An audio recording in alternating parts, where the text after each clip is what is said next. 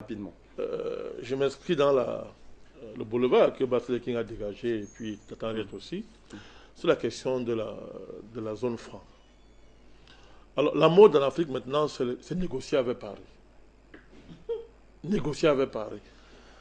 Je voudrais rappeler qu'à la veille des indépendances, lorsque le puissant mouvement anticolonialiste s'est constitué au continent africain, c'est ce que ceux qui étaient contre les indépendances, estimaient que les indépendances étaient précipitées, ont lancé en avant comme potion magique. Il faut négocier, nous ne sommes pas prêts à faire ceci, nous ne sommes pas ceci.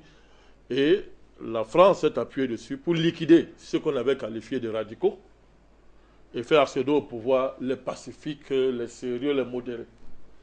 50 ans, le bilan de la modération, c'est que c'est la recolonisation. 50 ans après, c'est la recolonisation. La situation s'est empirée. Même l'indépendance formelle qu'on avait conquis, de haute lutte, on a vidé ça de tout contenu. Ça, c'est des conditions des années 58, 55, 58, jusqu'à cette année-ci.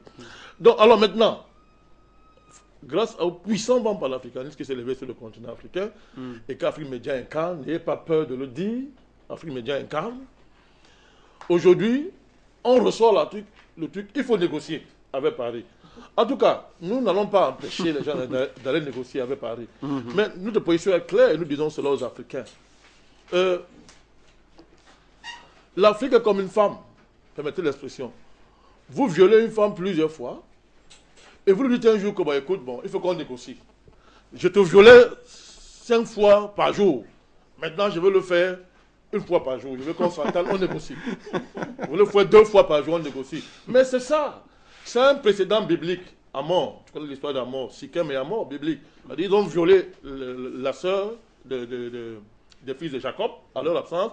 Et le monsieur vient, il dit, bon écoute, j'ai violé ta sœur, mais c'est rien. Je vais l'épouser. Et puis, on va faire beaucoup d'affaires. Or, à l'époque, en Israël, violer était une infamie.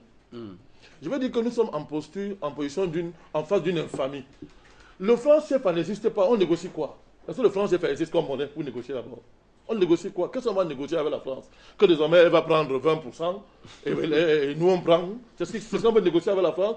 Alors, ceux qui veulent négocier aillent négocier, il n'y a pas de problème. Mais nous sommes en train de dire que le combat, ce combat que nous menons, que nous sommes en train de mener, mais les gens ne savent même pas quoi ils ont affaire. La France ne sait même pas contre quoi elle a affaire. Il s'agit de la libération totale du continent africain et des Africains. Et en libérant totalement le continent africain, on libère aussi la France. Parce que les Français même sont prisonniers de ce système qui en fait des monstres. Ce système-là, cette classe politique, cette galaxie économique, culturelle, politique, exotérique qui a pris la France en otage et qui a créé la France-Afrique, il faut rompre cette affaire. Il faut casser ça et libérer les peuples, et le peuple africain et le peuple français. Ces négociations, comme on raconte là, ça ne va rien donner. Ça ne va rien donner.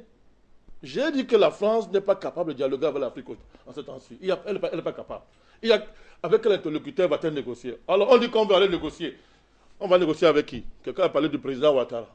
Ses positions sont connues par rapport au franc CFA. Il adore le franc CFA.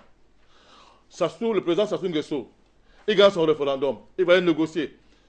Vous prenez en Afrique, continuez à les citer. Vous avez les présidents africains qui sont muets depuis qu'on parle du franc CFA. Ils sont muets, ils ne disent rien. C'est eux qui vont négocier avec Paris. Ça sera un dialogue entre Paris et Paris. Donc, on veut tromper qui? Donc, ce qu'on va aller faire, si on négocie là, ça va les engager. La bourrasque arrive. Le vent qui est en train d'arriver là, ce n'est pas un vent pour blaguer. C'est pour casser cette oppression qui opprime la France et l'Afrique.